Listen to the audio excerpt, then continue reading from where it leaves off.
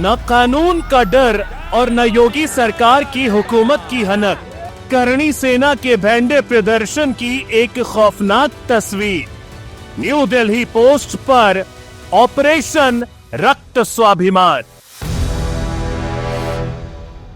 बलुआ पत्थर की प्राचीन प्रतिमा कभी विश्व भर में बुद्ध की सबसे ऊंची मूर्ति हुआ करती थी। इसे नेस्तनाबूद कर तालिबान ने न सिर्फ दुनिया भर के अहिंसा प्रेमियों को गहरा आघात पहुंचाया था, बल्कि इस्लामिक स्टेट के लिए एक मैसेज क्रिएट करने की कोशिश की थी। कुछ ऐसा ही हुआ है उत्तर प्रदेश के आगरा में। यहां बुद्ध की विशालकाय मूर्ति तो विस्फोट से नहीं उड़ाई गई, लेकिन तालिबान की ही तरह अर्थात हिंदू स्टेट का मैसेज दिया गया। अस्त्र शस्त्र का शर्मनाक प्रदर्शन किया गया। उत्तर प्रदेश सरकार ने करणी सेना को हिंदू सनातन सभा के नाम पर आगरा में सशर्त एक रैली करने की इजाजत दी, जिसमें पुलिस प्रशासन ने हिंदू सनातन सभा को लिखित में हिदायत दी थी कि वह इस रैली के भाषणों में किसी अभद्र भाषा का प्रयोग या अस्त्र शस्त्र का प्रदर्शन नहीं करेगी। कानूनी बात इतनी सी है कि अगर पुलिस प्रशासन ने सरकारी दस्तावेजों में हिंदू सनातन सभा को राणा सांगा जयंती कार्यक्रम आयोजित करने की इजाजत दी थी, फिर करणी सेना कार्यक्रम रक्त स्वाभिमान सम्मेलन कैसे आयोजित किया?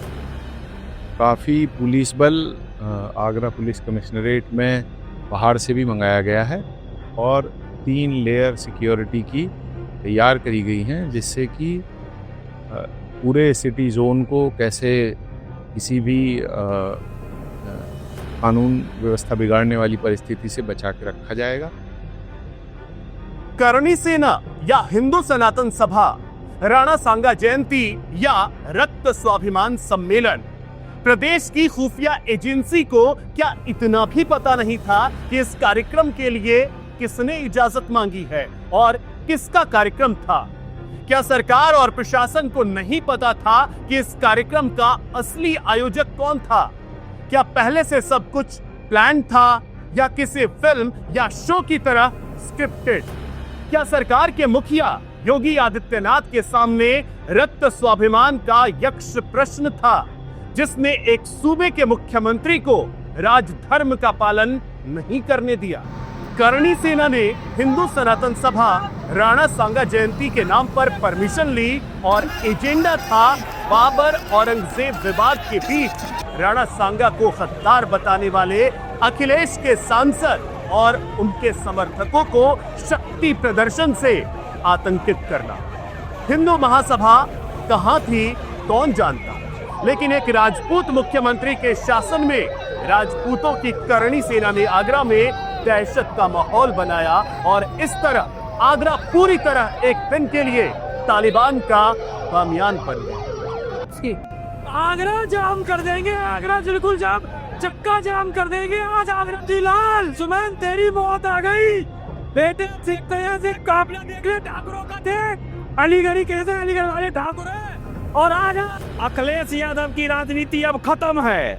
अखिलेश यादव, अगर तुम में थोड़ा सा भी ज्ञान है तो तुमको पता होना चाहिए कि तुम्हारे पिताजी मुलायम सिंह यादव को अस्तित्व में किसने लाया।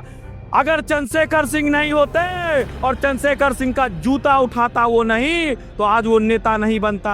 और आज राजपूतों का ही देन है कि तुम नेता बन रहे हो, और उसके बावजूद भी तुम हमारे समाज के, हमारे पूर्वजों के खिलाफ जो तुलक फरमामी गलत बयान देते हो, संभल जाओ, नहीं तो ये तलवार चलाना हम भूले नहीं हैं। हम अपने अस्तित्व के लिए सर कलम करना भी जानते हैं। जय भवानी, जय राजपूताना। आइए जानते हैं कि आखिर क्यों हिंदू सनातन महासभा के नाम पर सरकार ने करणी सेना को परमिशन दी।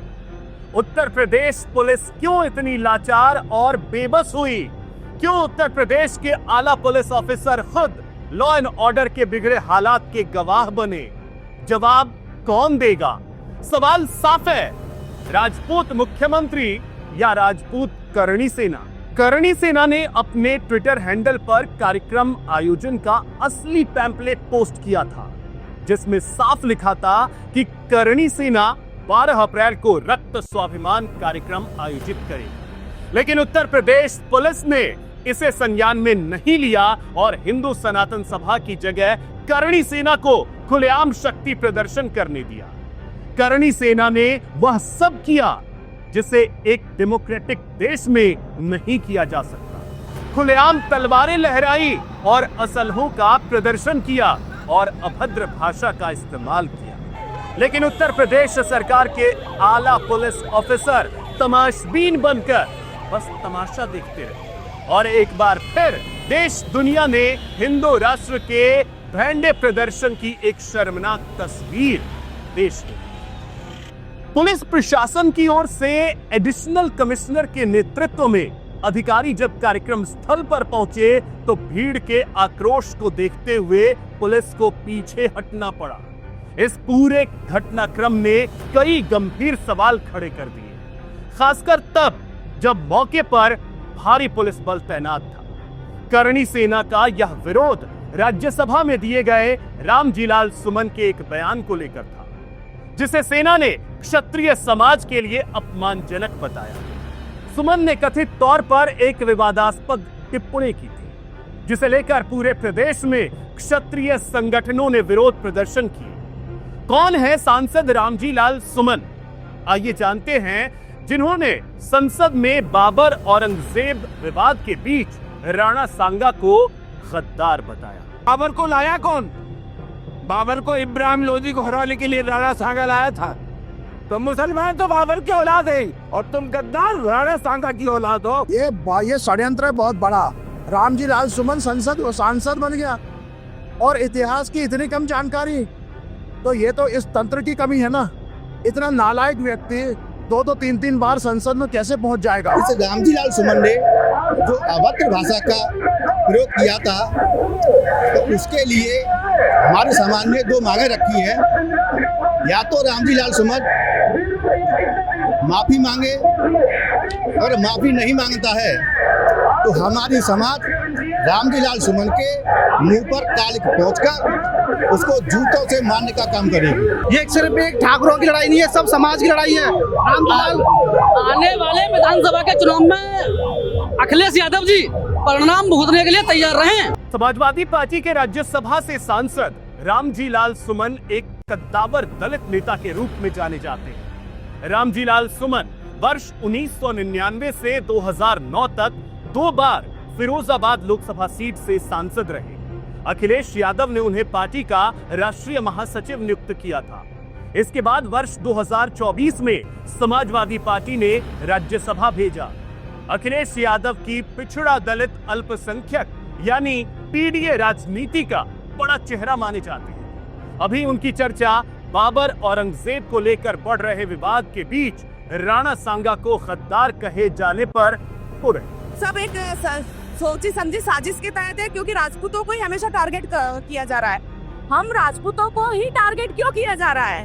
सोची समझी साजिश के तहत उसने अभद्र टिप्पणी करी है और फिर वो माफी भी नहीं मांग रहा है। पापा के जो सांसद है ना रामलाल सुमन, उसको मैं एक टिप्पणी बोलना चाहती हूँ। तुझे इतिहास के बारे में मालूम नहीं है, तूने इतिहास जाना नहीं। महाराणा सांगा कौन थे इतिहासों में? सम्राट सिंह राणा सिसोदिया कुल में जन्म हुआ था। और आज ये अखिलेश यादव समाजवादी पार्टी के लोग हमको बांटने की कोशिश कर रहे हैं। दलित को दलित से लड़ाते हैं कि ब्राह्मण को ठाकुर से लड़ाते हैं। क्या ये सुमन इसको निकाल के अपनी पार्टी से बाहर करे, वरना 27 में इसका हम बहाल करेंगे।